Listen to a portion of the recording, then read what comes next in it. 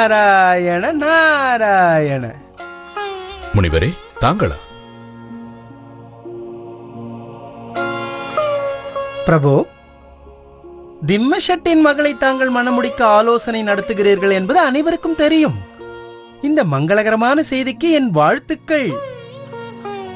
என் ஆசையை நிறைவேற்றியதற்கு மிக்க நன்றி. திருமணத்திற்கு தாங்கள் ஒப்புக்கொண்டதற்கும் என்னுடைய மனமார்ந்த நன்றியை தெரிவித்துக் கொள்கிறேன்.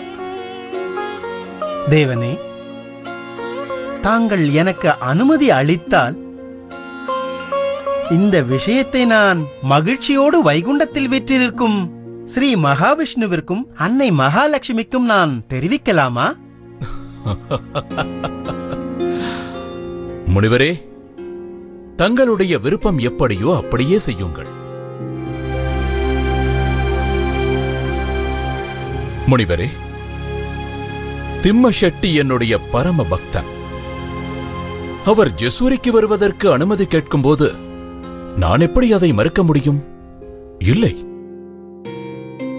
எனது பக்தரை சந்திக்க திருமண ஆலோசனை என்பது வெறும் சந்தர்ப்பம் மட்டும்தான். ஆனால் பிரபு, தாங்கள் திருமண ஆலோசனைக்கு பக்தனை சந்திக்க சம்மதித்தீர்கள் என்றால்... பொறுங்கள், நான் இன்னும் திருமணத்திற்கு சம்மதம் தெரிவிக்கவில்லை.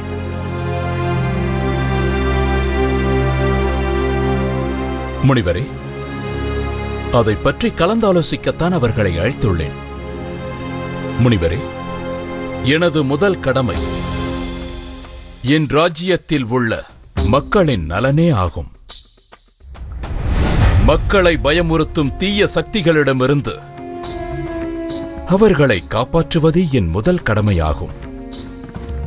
இந்த நிலையில் திருமணத்தை பற்றி ஆலோசிக்க எனக்கு விருப்பமில்லை முனிவரே. நாராயண நாராயண.